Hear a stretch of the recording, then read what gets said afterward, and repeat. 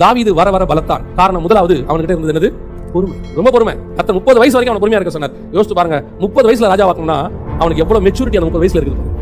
இன்னைக்கு நம்ம என்ன சொல்லுவோம்? 30 வயசு தான், அந்த பையன்கிட்ட போய் சச்சை கொடுக்குறீங்களே. 30 வயசு தான், அவங்ககிட்ட போய் அவ்வளவு பெரிய ஆர்கனைசேஷன் ஒப்படைக்கிறீங்களே. கர்த்தர் சொல்றாரு, நீ அவன் 30 வயசை பாக்குற, நான் அவனை உருவாக்குன விதத்தை பாக்குறேன், அவனை கொண்டு வந்த விதத்தை பாக்குறேன், அவன் கஷ்டப்பட்ட விதத்தை பாக்குறேன், வனாந்தரத்துல ஓடுனதை பாக்குறேன், அவனை ராஜாவாக்குறதுக்கு நான் என்னென்ன விதத்துல நடத்தி இருக்கேன்னு எனக்கு தெரியும். அவன் 30 வயதாக இருந்தாலும் அந்த இடத்துல உட்கார்ந்திருக்கும் போது அந்த மெச்சூரிட்டியோட கூட இருப்பான் என்று பரலோகம் உன்னை குறித்தும் என்னை குறித்தும் சாட்சி.